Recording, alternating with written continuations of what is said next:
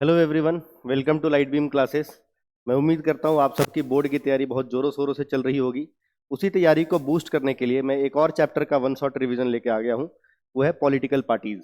पर ये चैप्टर का वन शॉट रिवीजन देखने से पहले अभी पिछले ही लेक्चर में हमने मनी एंड क्रेडिट का बहुत ही मजेदार तरीके से वन शॉट रिवीजन किया था और वो चैप्टर बहुत इंपॉर्टेंट है क्योंकि उसका वेटेज भी बहुत ज़्यादा है। तो वो चैप्टर का वन शॉट रिवीजन जाके पहले जरूर देख ले एक बार को। हम स्टार्ट करते हैं पॉलिटिकल पार्टीज के वन शॉट रिवीजन के साथ। ये चैप्टर भी बहुत इंपॉर्टेंट है, इसका वेटेज भी अच्छा खासा है और ये चैप्टर थोड़ा सा डिफिकल्ट होता है क्योंकि इसमें कई सारी चीज़ें याद रखनी होती हैं। तो आज आपके लिए बहुत आसान बना दूंगा मैं और उम्मीद करेंगे कि ये लेक्चर देखने के बाद आपका बोर्ड में इस चैप्टर से कोई क्वेश्चन ना छूट जाए। तो चलिए स्टार्ट करते हैं। सबसे पहले पॉलिटिकल पार्टीज होते कौन है? तो आप देख सकते हैं यहाँ पे बहुत साफ साफ लिखा हुआ है, a group of people who come together to contest elections and form government. मतलब एक ऐसा ग्रुप है जो चुनाव लड़ते हैं और बेसिकली सरकार चलाते हैं। ऐसे ग्रुप को ही पॉलिटिकल पार्टीज कहते हैं। बहुत आसान है, भारत में कई सारे पॉलिटिकल पार्टी हैं, आप नाम सुनते रहते होंगे। बीजेपी है, कांग्रेस है, तृणमूल कांग्रेस है, हमेशा न्यूज में बने रहते हैं, तो इसके बारे में अपने को आइडिया है ही पहले से। Three components of political parties के मेन तीन कौन से कंपोनेंट हैं? सबसे पहले द लीडर्स। हर एक पॉलिटिकल पार्टी में कुछ ऐसे चेहरे होते हैं, कुछ ऐसे लीडर होते हैं जिसके नाम पे जनता उस पॉलिटिकल पार्टी की तरफ अट्रैक्ट होती है। जैसे अगर बीजेपी की बात करेंगे तो नरेंद्र मोदी जी हैं, योगी आदित्यनाथ जी हैं। वैसे ही अगर कांग्रेस की बात करेंगे तो राहुल गांधी हैं। सभी पॉलिटिकल पार्टी में कुछ ऐसे खास लीडर्स होते हैं, चेहरे होते हैं और ये लीडर्स ही उस पॉलिटिकल पार्टी के मेन पिलर हैं। सेकेंड है the active members. Active members का मतलब होता है हर एक पॉलिटिकल पार्टी में कुछ कार्यकर्ता जुड़े हुए होते हैं। बेसिकली वो लीडर्स नहीं होते पर उनके अलावा भी जो बहुत सारे लोग हैं उस पार्टी के लिए काम करते हैं, उनको एक्टिव मेंबर्स कहते हैं। और थर्ड होते हैं जिनको कहते हैं द फॉलोवर्स। फॉलोवर्स का मतलब वो हम और आप जैसे आम लोग जो जनरली किसी पार्टी को फॉलो करते हैं। हो सकता है कोई बीजेपी को पसंद करता हो सकता है कोई कांग्रेस को पसंद करता हो। तो हर एक पॉलिटिकल पार्टी को जो फॉलो करते हैं उनको फॉलोवर्स कहते हैं। तो ये तीन पिलर्स को मिला के ही पॉलिटिकल पार्टीज बनते हैं।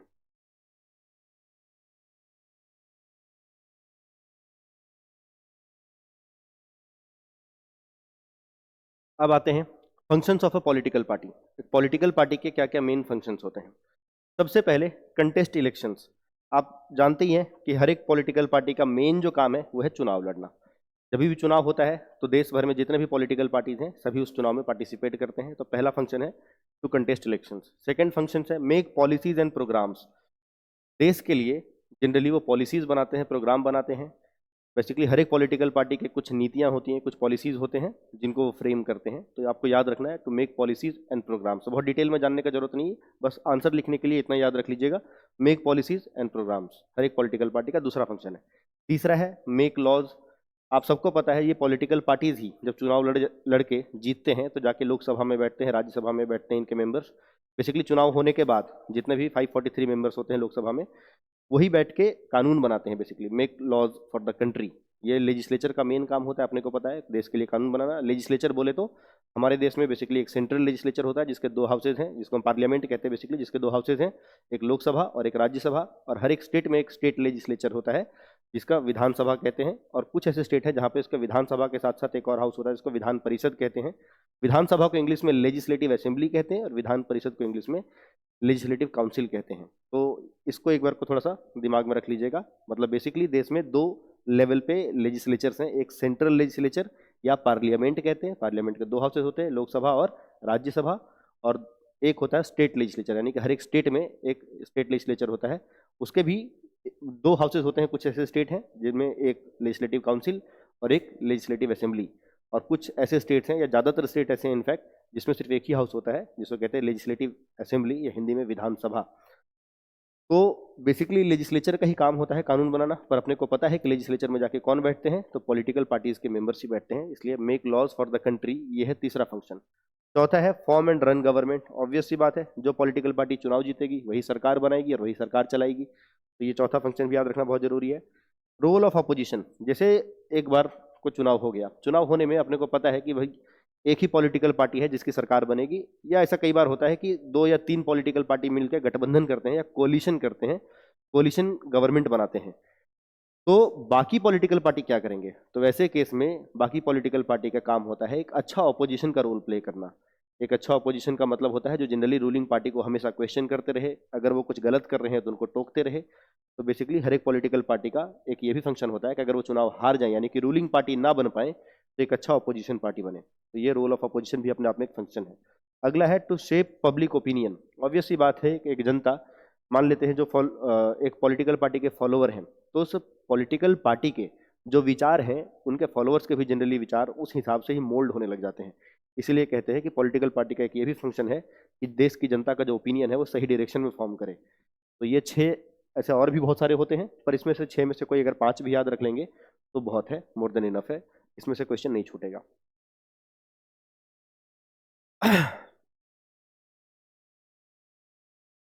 अब आते हैं how many political parties should we have. बहुत बढ़िया सवाल है, पूछा भी जाता है और बहुत मजेदार है ये समझना। समझते हैं। अपने को पता है कि दुनिया भर में कई टाइप के सिस्टम होते हैं।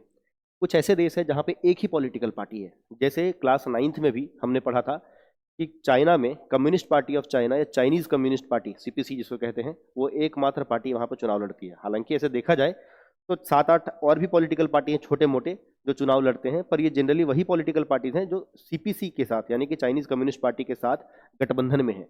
मतलब मोटे तौर पे अगर देखा जाए तो चाइनीज कम्युनिस्ट पार्टी एकमात्र पार्टी है उस देश में जो चुनाव लड़ती है। तो ऐसे पार्टी को, ऐसे सिस्टम को वन पार्टी सिस्टम कहते हैं। ये चाइना में है। वहीं पे अगर हम बात करेंगे तो दूसरे तरफ है टू पार्टी सिस्टम, जैसे यूके और यूएसए में है।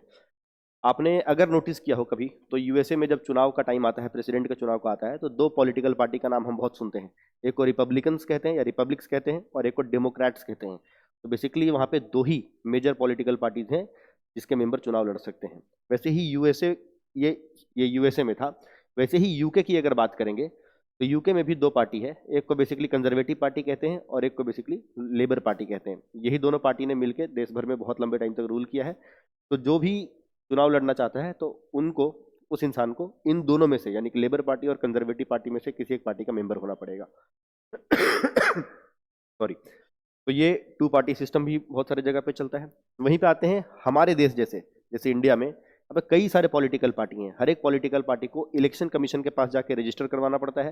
भारत में ऑलमोस्ट 750 से ज़्यादा पॉलिटिकल पार्टीज हैं जो इलेक्शन कमीशन के द्वारा रजिस्टर्ड किए गए हैं।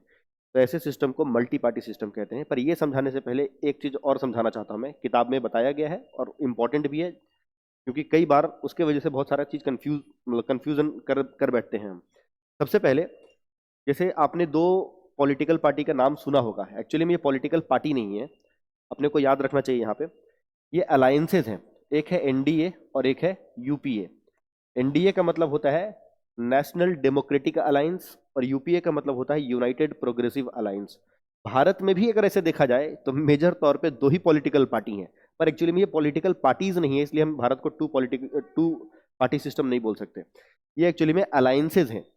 ये अलायंस है एनडीए। ज्यादातर समझ के चलिए इसमें ऐसे पॉलिटिकल पार्टीज हैं पहले से इस अलायंस में, यानी कि एक तरीके से अलायंस है बहुत सारे पॉलिटिकल पार्टीज का। और इस अलायंस का सबसे बड़ा जो पार्टी है वो है बीजेपी, भारतीय जनता पार्टी। और यूपीए का, ये अलायंस का जो सबसे बड़ा पार्टी है वो है Congress, Indian national Congress, INC. तो मैं ये बताना चाह रहा था कि एनडीए और यूपीए बेसिकली अलायंसेज हैं। दोनों में कई सारे पॉलिटिकल पार्टीज हैं। इसका नेशनल डेमोक्रेटिक अलायंस का सबसे बड़ा पॉलिटिकल पार्टी है वो है बीजेपी और यूनाइटेड प्रोग्रेसिव अलायंस का जो सबसे बड़ा पॉलिटिकल पार्टी है वो है कांग्रेस। तो देखा जाए तो भारत में 2 मेजर अलायंसेज हैं पर पार्टीज बहुत सारे हैं। एनडीए में जनरली वो पार्टीज आते हैं, जनरली आप थोड़ा बहुत देखेंगे जिनका हिंदुत्व के प्रति विचारधारा थोड़ा सा ज़्यादा झुकाव रहता है, मतलब आइडियोलॉजिकली थोड़ा हिंदुत्व के प्रति थोड़ा वो झुके हुए रहते हैं। वैसे पॉलिटिकल पार्टीज मिला के एनडीए बोल के एक अलायंस बनाते हैं। वैसे ही जनरली देखेंगे वो थोड़ा हिंदुत्व के प्रति झुकाव नहीं, इनफैक्ट वो थोड़ा सा एंटी हिंदू तो नहीं बोलेंगे, पर ज़्यादातर वो सेक्युलर, प्योरली सेक्युलर चीज़ों के प्रति जिनका रुझान रहता है, जिनका झुकाव रहता है, ऐसे पॉलिटिकल पार्टीज मिलके बनाते हैं ये वाला अलायंस यूपीए। तो इसका सबसे बड़ा जो पार्टी है वो है इंडियन नेशनल कांग्रेस। इसमें और भी जैसे पार्टीज हैं। इंडियन नेशनल कांग्रेस के अलावा इस अलायंस में कौन कौन से पार्टी हैं? टीएमसी आ जाती है, समाजवादी पार्टी जैसे पार्टी आ जाते हैं। एनडीए में कई सारे पॉलिटिकल पार्टी हैं, जैसे बीजेपी तो है ही, उसके अलावा शिवसेना है, बीजू जनता दल है, ऐसे कई सारे पॉलिटिकल पार्टीज हैं जो मिलके एनडीए अलायंस का हिस्सा है। तो अगर अपने को समझ में आ गया तो हम समझेंगे कि भारत में, अच्छा एक और होता है बेसिकली, इसको कहते हैं लेफ्ट फ्रंट। लेफ्ट फ्रंट का मतलब कुछ ऐसे भी पॉलिटिकल पार्टी हैं जो दोनों का हिस्सा नहीं है, इसमें खास करके सीपीआई आता है, communist Party of India. Generally ये थोड़ा सा लेफ्टिस्ट पार्टी है। ये लेफ्टिस्ट क्या होते हैं ये समझने के लिए अपने को अभी हम दूसरे क्लास में समझेंगे, अभी बहुत लंबा हो जाएगा लेक्चर फिर, और अननेसेसरी है इस चैप्टर के पॉइंट ऑफ व्यू से। तो भारत में से देखा जाए तो मेजरली 2 अलायंस सिस्टम है, नॉट 2 पार्टी सिस्टम। हम मल्टी पार्टी सिस्टम है, हमारे पास पार्टीज बहुत सारे हैं, पॉलिटिकल पार्टीज बहुत सारे हैं। अब यहाँ से सवाल आता है कि कौन सा सिस्टम सबसे बेहतर है, हमारे देश में कौन सा होना चाहिए। तो इसका सीधे तौर पे अगर देखा जाए तो इसका आंसर नहीं हो सकता, क्योंकि हर एक सिस्टम हर एक कंट्री के लिए फेवरेबल नहीं होगा। हमारे जैसे जैसे फॉर एग्जांपल चाइना है, 1 पार्टी सिस्टम। अगर 1 पार्टी सिस्टम है तो सबसे पहला देखिए, सबसे पहली बात तो हर एक पॉलिटिकल पार्टी का कुछ एडवांटेज है, कुछ हर एक जो सिस्टम है पॉलिटिकल सिस्टम का कुछ एडवांटेज है और कुछ डिसएडवांटेज है। यानी कि जो 1 पार्टी सिस्टम है इसका भी एक एडवांटेज है और इसका भी डिसएडवांटेज है, वैसे ही सबका ही है। एक एक करके समझ लेते हो तो अपने को अभी समझ में आ जाएगा कि कौन सा सिस्टम बेहतर होता है।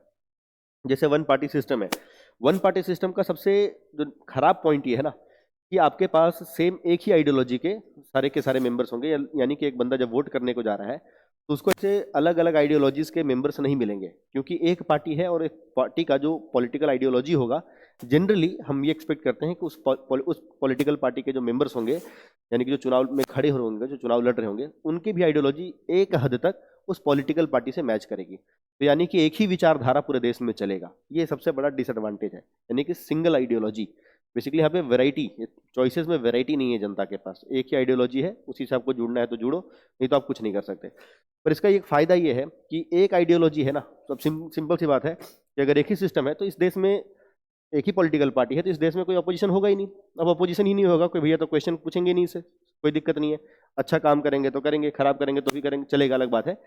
बेसिकली ये है कि ऑपोजिशन नहीं होगा देश में। अब अगर ऑपोजिशन नहीं होगा तो कोई लफड़ा नहीं है इनके लिए।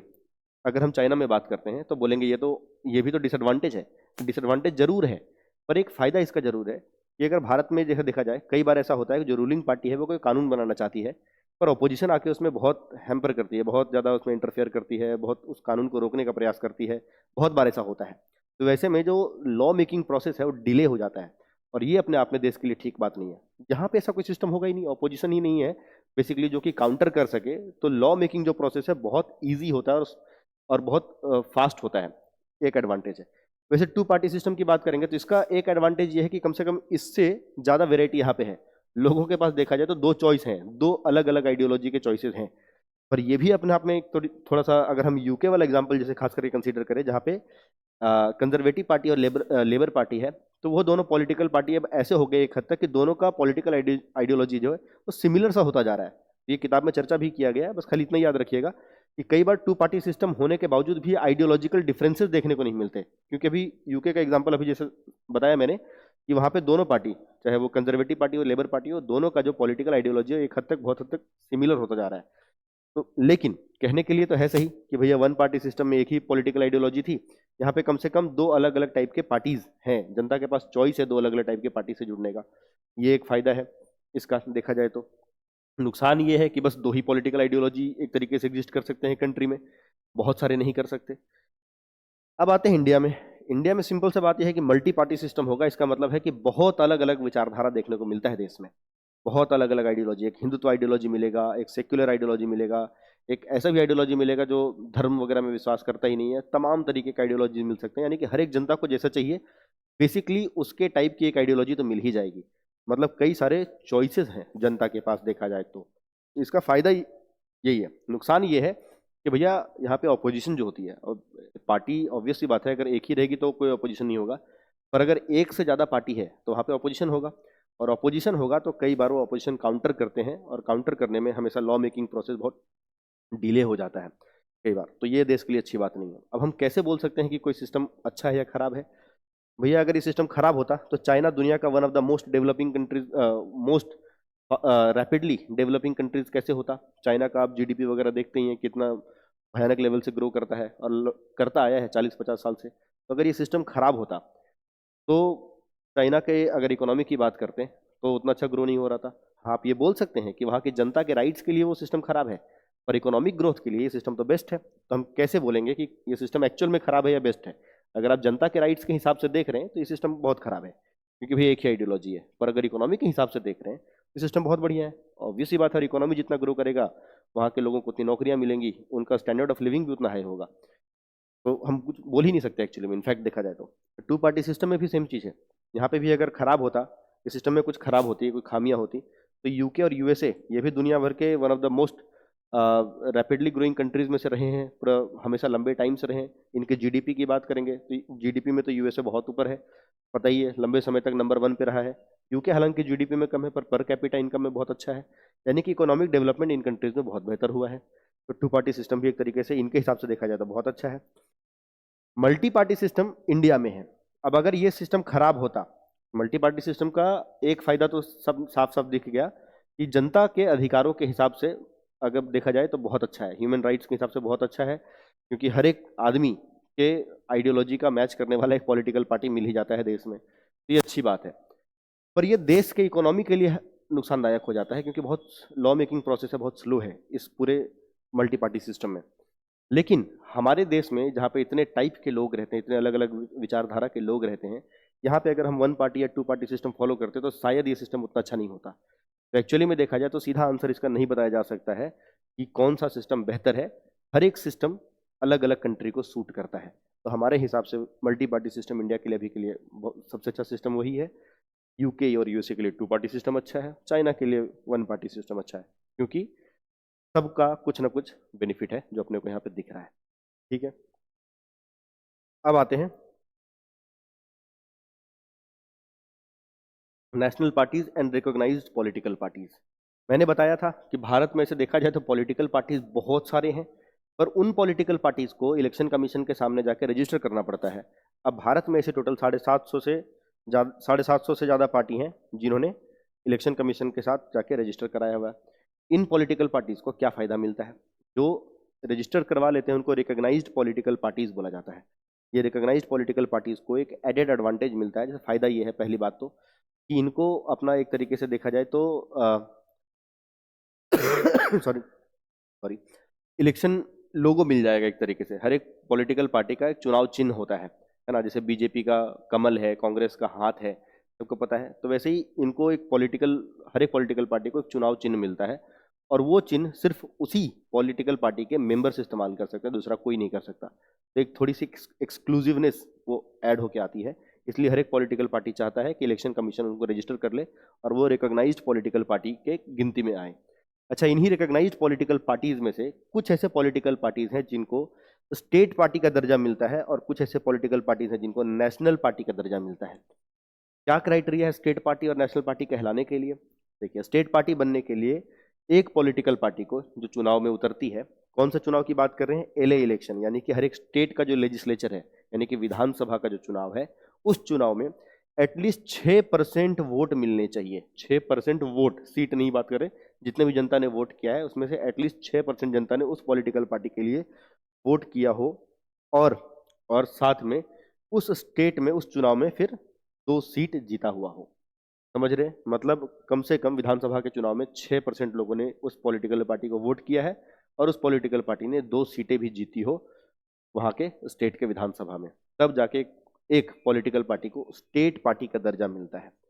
सिमिलरली अगर नेशनल पार्टी की बात करते हैं, तो कोई भी पॉलिटिकल पार्टी नेशनल पार्टी तब कहलाएगी जब उसको कम से कम, अभी ध्यान रखिएगा, कम से कम 6% 6% वोट मिलेंगे। इसमें भी 6% था, पर इसमें विधानसभा में था सिर्फ।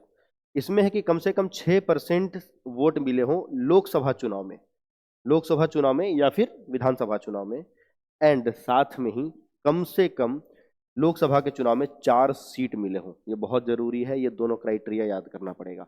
थोड़ा कंफ्यूजिंग होता है क्योंकि दोनों में 6% है, 6% है, पर एक चीज देखा जाए तो आसान भी है कि 6% याद हो गया तो दोनों के लिए कवर हो गया। तो याद रखिएगा, स्टेट पार्टी का दर्जा उसी को मिलेगी जो पॉलिटिकल पार्टी एक विधानसभा के चुनाव में, यानी कि लेजिस्लेटिव असेंबली के चुनाव में 6% वोट लेगी और उस स्टेट में 2 सीट लेगी, उस स्टेट के विधानसभा में 2 सीट लेगी। और नेशनल पार्टी तब कहलाएगी अगर एक पॉलिटिकल पार्टी टोटल 6% वोट लेती है लोकसभा चुनाव में या फिर विधानसभा चुनाव में, और साथ में लोकसभा में 4 सीटें लेते हैं। यहाँ पे विधानसभा में 2 सीट, पर यहाँ पे लोकसभा में 4 सीट, ये याद रखिएगा। अगर ये क्राइटेरिया फुलफिल करते हैं तो ये नेशनल पार्टी कहलाते हैं। ये आपके किताब में जो डेटा है उसके हिसाब से देखा जाए तो टोटल भारत में 2019 तक का जो डेटा है उसमें 7 पॉलिटिकल पार्टीज ऐसे हैं जिनको नेशनल पार्टी का दर्जा मिला हुआ है। उनके बारे में हम एक एक करके अभी चर्चा करेंगे।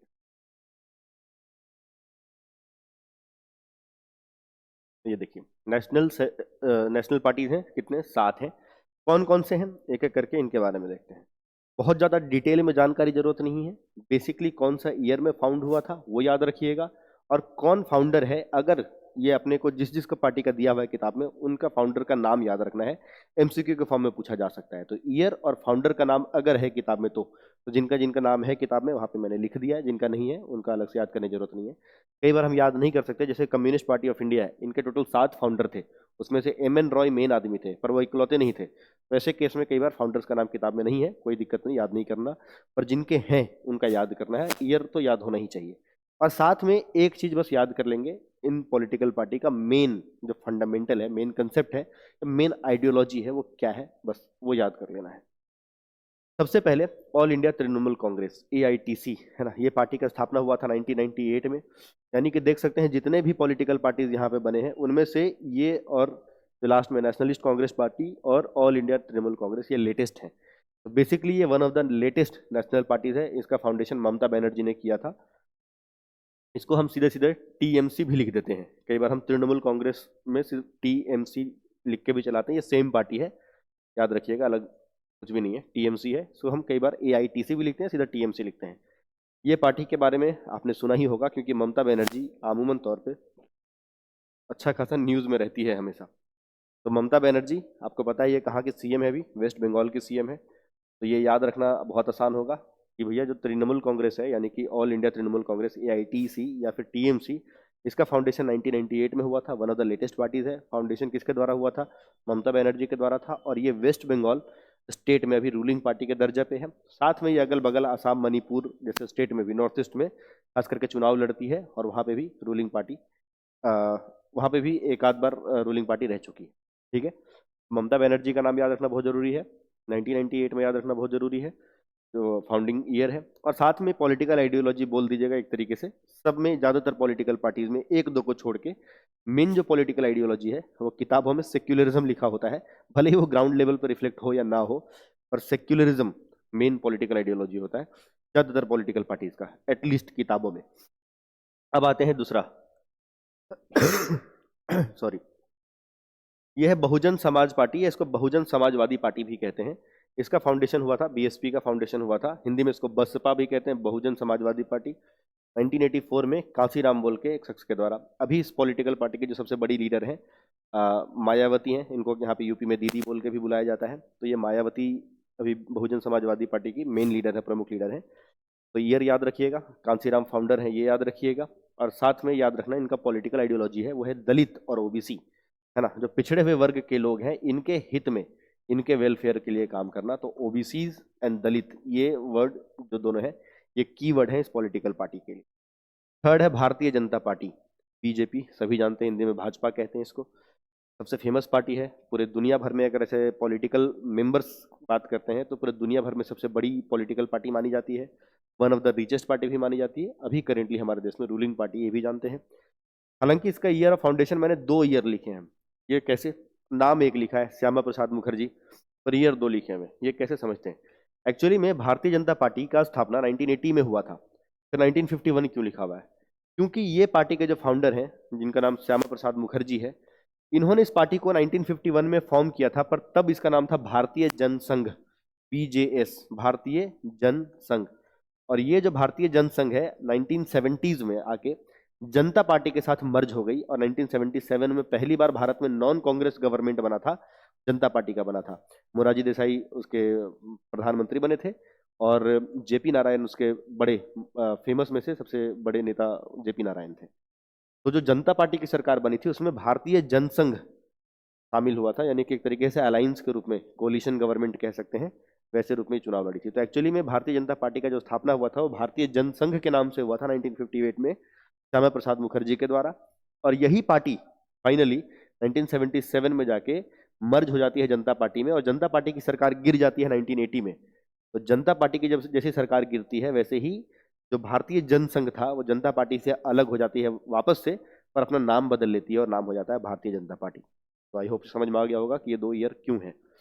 थर्ड है कम्युनिस्ट पार्टी ऑफ इंडिया। इसका फाउंडेशन 1925 में हुआ था। मैंने बताया कि ये 7 मेंबर थे मेनली, उसमें से एम एन रॉय का नाम बहुत इंपॉर्टेंट है, अबनी मुखर्जी हैं, एम एन रॉय हैं। तो ये 1925 याद रखिएगा। और इसके बारे में याद रखिएगा जनरली ये भारत में ऐसा साउथ इंडिया में केरला में इसका बहुत ज़्यादा मात्रा में पकड़ है। तो केरला में ये पार्टी बहुत लंबे समय से रूल करती आई है। और ये 1957 में, यानी कि भारत में जो दूसरा चुनाव हुआ था, लोकसभा और विधानसभा का चुनाव हुआ था 1957 में। फर्स्ट इलेक्शंस हुए थे भारत में 1952 में, सेकंड हुआ था 1957 में। 1957 में पहली बार भारत में किसी स्टेट में नॉन कांग्रेस गवर्नमेंट बनी थी, वो था ये सीपीआई। ई एस नंबूदिरीपद मुख्यमंत्री थे, आपको याद करने की जरूरत नहीं है, बस याद कर लीजिएगा कम्युनिस्ट पार्टी ऑफ इंडिया 1925 में फाउंड हुआ था। केरला में इसका अच्छा खासा प्रेजेंस है, वेस्ट बंगाल में इसका अच्छा खासा प्रेजेंस है, और साथ में कुछ नॉर्थ ईस्ट स्टेट में भी इसका प्रेजेंस है। ये पार्टी तब कमजोर हो गई जब इसमें से ही एक धड़ा अलग हो गया, यानी कि सीपीआई हो गया, सीपीआई एम।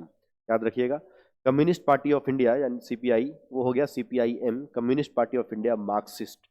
इसको पूरा नाम ऐसे मार्क्सिस्ट लेनिनिस्ट कहते हैं। तो ये कम्युनिस्ट पार्टी ऑफ इंडिया जो है ये सीपीआई एम में से टूट के अलग हो गई, मतलब इस ये टूट के अलग हो गए 1964 में। उस दिन से ये कम्युनिस्ट पार्टी ऑफ इंडिया थोड़ी कमजोर हो गई। और सीपीआईएम अभी भारत में बेसिकली देखा जाए तो वेस्ट बंगाल में बहुत लंबे समय तक 34 ईयर्स तक without losing for a single time, 34 years तक ये लगातार रूलिंग पार्टी रही थी। अभी जाके तृणमूल कांग्रेस यानी कि ममता बनर्जी की सरकार ने इनको जब हराया तब जाके इनका पॉलिटिकल रन समाप्त हुआ वहाँ पे। अदरवाइज 34 ईयर्स तक रूल की थी इस पॉलिटिकल पार्टी ने। इसका भी अगर वही सब बात करेंगे, इन सभी पॉलिटिकल पार्टी का अगर बात करेंगे बीजेपी के अलावा, तो इनका मेन फंडामेंटल है सेक्युलरिज्म। बीजेपी का मेन फंडामेंटल है कल्चरल नेशनलिज्म कहते हैं उसको, या सीधे हिंदुत्व कहते हैं, कल्चरल नेशनलिज्म या फिर हिंदुत्व। तो ये जो पॉलिटिकल पार्टी है इनका थोड़ा सा आइडियोलॉजी अलग है, किताब में अलग लिखा रहता है। हालांकि ये नहीं है कि सेक्युलर चीज को ये पसंद नहीं करते, बट इनका जो कल्चरल नेशनलिज्म है वो है मेन आइडियोलॉजी, हिंदुत्व जिसको कह सकते हैं। और इसके एक और बहुत बड़े सीनियर नेता थे बीजेपी के, जिनका नाम आपको याद रखना बहुत जरूरी है, पंडित दीनदयाल उपाध्याय। इनके नाम पे अभी कई सारी योजनाएं, कई सारे एक तो रेलवे स्टेशन है, सी पोर्ट भी है। तो पंडित दीनदयाल उपाध्याय के विचारों पे चलने वाली ये पार्टी है, तो उनका नाम भी बहुत इंपॉर्टेंट है। वापस से आते हैं Communist Party of India CPI M Marxist Leninist में। ये पार्टी का स्थापना 1964 में हुआ था। ये पार्टी 1925 में बनी हुई सीपीआई से ही टूट के अलग हुई थी। और ये पार्टी 34 ईयर्स तक वेस्ट बंगाल में विदाउट ब्रेक रूल करती है। ये याद रखिएगा, इनको टीएमसी डिफीट करती है, और टीएमसी के हराने के बाद ये सीपीआई की सरकार वहां से जाती है। अब आते हैं इंडिया इंडिया की और वर्ल्ड की one of the oldest parties में से एक, Indian national Congress. Indian national Congress INC का स्थापना 1885 में हुआ था। इसका फाउंडर तो वैसे बेसिकली एओ ह्यूम को कहते हैं, एलन ऑक्टेवियन ह्यूम को, जो कि रिटायर्ड ब्रिटिश ऑफिसर थे। बट सिंस इंडियन पर्सपेक्टिव में बात कर रहे हैं तो यहाँ पे हम अभी कुछ नहीं लिखेंगे। और इनका भी याद रखिएगा, अभी लीडर्स बहुत तमाम देश भर में जितने बड़े बड़े नेताओं के आप नाम सुने हैं पुराने, ज़्यादातर वो इंडियन नेशनल कांग्रेस के मेंबर रह चुके हैं। चाहे वो राजेंद्र प्रसाद हो, चाहे वो जवाहरलाल नेहरू हो, इंदिरा गांधी हो। इंडियन नेशनल कांग्रेस पूरे दुनिया भर की one of the oldest parties है, ये याद रखिएगा। ये भारत में सबसे लंबे समय तक रूल करने वाली पार्टी है। 1952 से लेके 1977 तक लगातार बिना हारे ये पार्टी ने रूल किया था। उसके बाद फिर 1980 से लेकर 1989 तक लगातार रूल किया था। बेसिकली भारत के शुरुआती 30, 35, 40 सालों में ये पार्टी एक तरफ सिंगल हैंडेडली डोमिनेंट थी। उसके बाद आके हालांकि गठबंधन की सरकारें बननी स्टार्ट हुई है। उसको हम 1990s के बाद के इसलिए एरा ऑफ कोलिशन गवर्नमेंट कहते हैं। उसके पहले तो भैया सिर्फ इंडियन नेशनल कांग्रेस का ही दबदबा था पूरे देश में। अब आते हैं लास्ट, नेशनलिस्ट कांग्रेस पार्टी। ये पार्टी इंडियन नेशनल कांग्रेस से ही टूट के अलग हुई पार्टी है, और ये सबसे लेटेस्ट 7 नेशनल पार्टीज में सबसे लेटेस्ट पार्टी है। 1999 में बना हुआ है। अभी ये महाराष्ट्र वगैरह में पॉपुलर है। आपको पता होगा महाराष्ट्र के साथ साथ ये भी कुछ नॉर्थ ईस्टर्न स्टेट वगैरह में भी चुनाव लड़ती है। If I am not wrong, Sharad Pawar बहुत फेमस नेता हैं जो इसी पार्टी से बिलोंग करते हैं। आपको नाम याद रखने की जरूरत नहीं है, ईयर याद रखिएगा, जिनका जिनका नाम याद रखा है लिखा है वो याद रखिएगा, और जो जो नाम मैंने बताए, जैसे इसका खाली बता दिया था एक, पंडित दीनदयाल उपाध्याय, वो याद रखिएगा। इसके अलावा और ज़्यादा जरूरी नहीं है। पॉलिटिकल आइडियोलॉजी के नाम पे एक एक वर्ड याद रख लेंगे। इसका जैसे सेक्युलरिज्म है, इसका दलित ओबीसी के वेलफेयर के लिए काम करती है। इनका कल्चरल नेशनलिज्म या फिर हिंदुत्व है, वो याद रख लेंगे।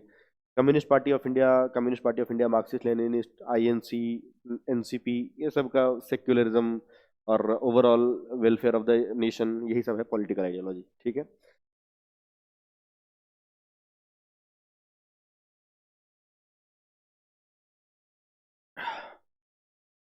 अब आते हैं चैलेंजेस टू पॉलिटिकल पार्टीज। बहुत इंपॉर्टेंट है, क्या क्या चैलेंजेस हैं पॉलिटिकल पार्टीज के लिए। पहला है लैक ऑफ इंटरनल डेमोक्रेसी। जैसे अपने को पता है कि कांग्रेस की तरफ से मान लेते हैं कि राहुल गांधी जी को प्राइम मिनिस्टर के कैंडिडेट के रूप में प्रोजेक्ट किया गया, तो अपने को पता है कि अगर कांग्रेस जीतेगी तो प्रधानमंत्री राहुल गांधी बनेंगे, और बीजेपी की तरफ से पीएम का कैंडिडेट के रूप में प्रोजेक्ट किया गया नरेंद्र मोदी को। यानी कि अपने को यह भी पता है कि अगर मोदी जी जीतेंगे तो देश का प्रधानमंत्री, अगर बीजेपी जीतेगी तो देश का प्रधानमंत्री मोदी जी चुने जाएंगे। पर ऐसा क्यों है ये हमें नहीं पता, इसी को कहते हैं इंटरनल डेमोक्रेसी। मतलब ये तो पता है कि कांग्रेस जीतेगी तो राहुल गांधी पीएम है, या बीजेपी जीतेगी तो नरेंद्र मोदी पीएम है, पर कांग्रेस जीतेगी तो राहुल गांधी पीएम क्यों बनेंगे, उस पार्टी से और दूसरा बंदा कोई क्यों नहीं बनेगा। यानी कि उस पॉलिटिकल पार्टी के अंदर भी बेसिकली एक वोटिंग होनी चाहिए कि वो पॉलिटिकल पार्टी के मेंबर्स क्या चाहते हैं, और साथ में जितने भी कार्य करता है सबके ओपिनियन वगैरह को कंसीडर करना चाहिए। एक रजिस्टर मेंटेन करनी चाहिए कि अपने पॉलिटिकल पार्टी में कितने मेंबर हैं, क्या क्या फंक्शन है सबका। ये सारी चीज़ें इंटरनल डेमोक्रेसी के अंदर आती हैं, यानी कि एक पॉलिटिकल पार्टी के अंदर की गतिविधियों को मैनेज करना चाहिए बेसिकली। ये हमारे देश में नहीं होता, क्योंकि अपने को पता है कि ज़्यादातर सबको पता है कि कांग्रेस अगर है तो राहुल गांधी पीएम बनेंगे, अगर बीजेपी जीतेगी तो नरेंद्र मोदी पीएम बनेंगे। पर क्या उस पॉलिटिकल पार्टी के जितने भी कार्यकर्ता हैं वो सब अग्री करते हैं इस बात से? ये अपने आप में पूछने वाला सवाल है। तो लैक ऑफ इंटरनल डेमोक्रेसी अपने आप में एक बहुत बड़ा फैक्टर है जो पॉलिटिकल पार्टीज के सामने है एक चैलेंज के रूप में। सेकंड है डायनेस्टिक सक्सेशन। डायनेस्टी कहते हैं एक ऐसे सिस्टम को जहाँ पे अगर बाप राजा था तो बेटा राजा, फिर उसका बेटा राजा, फिर उसका बेटा राजा, बेसिकली पीढ़ी दर पीढ़ी एक ही फैमिली से कोई लीडर बनता रहता है या किंग बनता रहता है। तो यहाँ पे कुछ पॉलिटिकल पार्टीज हैं भारत में जिनमें डायनेस्टिक सक्सेशन देखने मिलता है कि उनके पहले पिताजी या माताजी उस पॉलिटिकल पार्टी के हेड थे, आगे चल के उनका बेटा बन गया, आगे चल के मोस्ट उनका बेटा बनेगा। इस तरीके से कई सारे पॉलिटिकल पार्टीज हैं।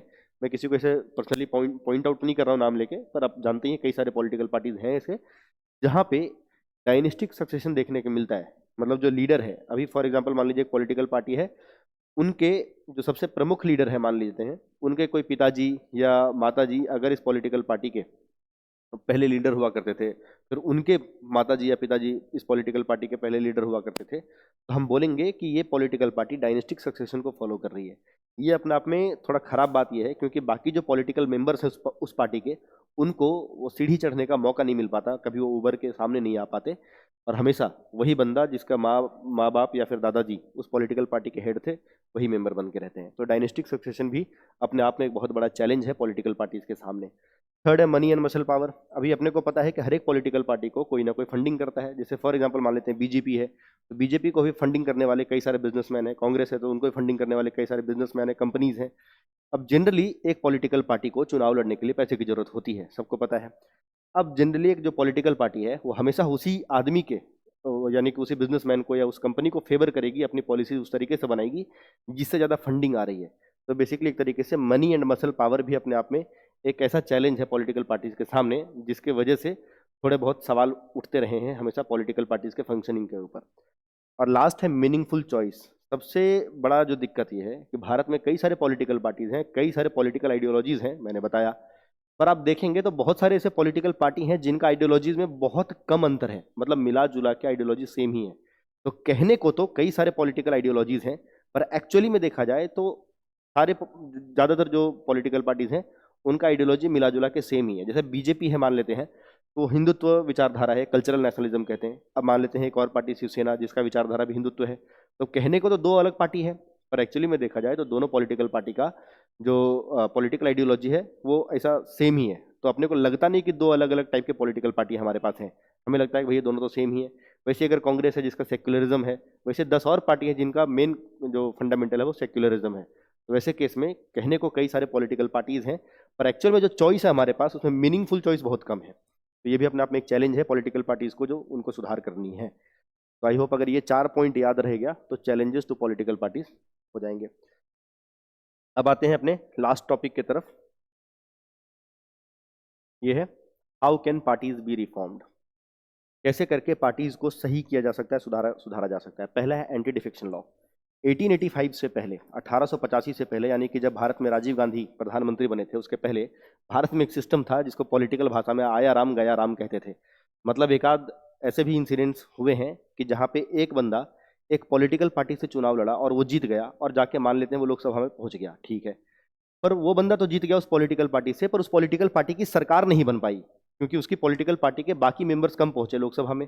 सरकार उसकी बनेगी जिसकी मेजोरिटी होगी, तो सरकार दूसरे पार्टी की बन गई तो वो रातों रात अपना पार्टी चेंज कर लिया और दूसरे पार्टी का मेंबर बन गया। ये अपने आप में बहुत गलत बात है।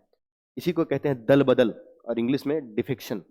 तो वही ऐसा एक कहानी है हरियाणा के विधानसभा से, डिटेल में नहीं जा रहा हूँ। वहाँ पे एक नेता थे जिनका नाम राम था, तो वो जनरली एक पार्टी से चुनाव लड़े और वो तो जीत गए, पर वो पार्टी की सरकार नहीं बनने की उम्मीद थी, तो उन्होंने पार्टी चेंज कर लिया रातों रात और दूसरे पार्टी का मेंबर बन गए। जैसे ही वो दूसरे पार्टी का मेंबर बने, वैसे ही पता चलता है कि जो पार्टी के मेंबर वो पहले थे उस पार्टी ने कोलिशन कर लिया, गठबंधन कर लिया और सरकार बना ली। तो वापस से फिर उन्होंने पार्टी चेंज करके फिर से उसी वाले में आ गए। तो एक कहावत सी बन गई, आया राम गया राम। तो अपने आप में ऐसा ना हो, क्योंकि ये जनता के साथ अपने आप में बहुत बड़ा विश्वासघात है। समझ लीजिए, मान लेते हैं एक जगह पे चुनाव हो रहा है, वहां के लोगों ने एक बंदे को वोट किया क्योंकि वो बीजेपी का कैंडिडेट है, पर वो लोकसभा में पहुंचते के साथ ही वो जीत गया और लोकसभा में पहुंचा और पहुंचने के साथ ही वो बीजेपी का कैंडिडेट है वो अपना बीजेपी का कैंडिडेचर छोड़ के कांग्रेस को ज्वाइन कर ले, तो वो उस जगह के लोगों के साथ विश्वासघात है। क्योंकि अगर उनको पहले पता होता कि ये बंदा कांग्रेस का मेंबर बन जाएगा तो शायद उसको वोट करते ही नहीं। तो अपने आप में ये चीज़ें बहुत खराब है और ये पॉलिटिकल पार्टीज को सुधारनी चाहिए। इसलिए भारत के संविधान में 52nd टाइम 52वें बार अमेंडमेंट किया गया था 1885 में, और उस अमेंडमेंट के साथ आया था एंटी डिफेक्शन लॉ। यानी कि ये अब से कानूनी तौर पे गलत है कि एक बंदा जिस पॉलिटिकल पार्टी से चुनाव लड़ा है वो पॉलिटिकल पार्टी को छोड़ के दूसरे पॉलिटिकल पार्टी का मेंबर नहीं बन सकता तुरंत। सीधा सीधा बात यही है, याद रखिएगा। और दूसरा जो सुधार किया गया है वो है एफिडेविट। अभी इलेक्शन कमीशन किसी भी बंदे को चुनाव में लड़वाने से पहले एक एफिडेविट पे साइन करवाती है। उस एफिडेविट पे क्या साइन होता है? बेसिकली एक इंसान को, जो नेता बनने वाला है, जो चुनाव लड़ने वाला है, उसको अपने सारे प्रॉपर्टी, जमीन जायदाद का ब्यौरा देना पड़ता है और साथ में अपने क्रिमिनल रिकॉर्ड्स का ब्यौरा देना पड़ता है, एजुकेशनल क्वालिफिकेशन का ब्यौरा देना पड़ता है, ताकि इलेक्शन कमीशन के पास एक रिकॉर्ड हो, पता चले कि कौन कौन बंदे आ रहे हैं, इसके पास कितना क्रिमिनल रिकॉर्ड है और कितने की संपत्ति है। मतलब एक तरीके से वेरीफाई करने के लिए इलेक्शन कमीशन के पास एक डेटा होना चाहिए, और उससे हम गलत लोगों को राजनीति में आने से रोक सकते हैं। तो ये दो चीज़ें हैं जिसके वजह से जिसके बदौलत पॉलिटिकल पार्टीज में सुधार किए जा सकते हैं। एंटी डिफेक्शन लॉ और एफिडेविट। एफिडेविट बेसिकली पता है, कोर्ट के द्वारा अप्रूव्ड एक पेपर होता है जिसमें एक इंसान को क्रिमिनल रिकॉर्ड, अपने एजुकेशनल क्वालिफिकेशन और जमीन जायदाद, एसेट वगैरह का ब्यौरा देना पड़ता है। तो आई होप अगर इतना समझ गए हों तो इस चैप्टर से जितने भी मेजर क्वेश्चंस आने वाले हैं वो सब कवर हो जाएंगे। और उम्मीद करता हूं कि आप बढ़िया से एसएसटी को भी अभी उतना ही वेटेज दे रहे होंगे, क्योंकि अब वो टाइम आ चुका है जहाँ पे आपको हर एक सब्जेक्ट को बहुत बराबरी से पढ़ना है। इंग्लिश चाहे मैथ्स हो, चाहे साइंस हो, चाहे एसएसटी हो, क्योंकि एट द एंड परसेंटेज सभी सब्जेक्ट को मिला के ही काउंट होगा। हो सकता है 11th-12th में आप उसके बाद इंजीनियरिंग करना चाहते हो तो 11th-12th में आप साइंस लेना चाहते हो, मैथ्स लेना चाहते हो, बट अभी के लिए 10th के लिए एट द एंड जब आपका रिजल्ट निकलेगा तो उसमें हर एक सब्जेक्ट के बेसिस पे परसेंटेज काउंट होगी। तो अभी इस सब्जेक्ट को तो बिल्कुल भी लाइटली नहीं ले सकते, और इनफैक्ट बहुत मज़ेदार है, हर एक इंसान को आना चाहिए, सीखना चाहिए। आई होप अगर इतना कवर कर लेंगे तो ये चैप्टर पूरा पूरी कंप्लीट हो जाएगा। बहुत बहुत धन्यवाद।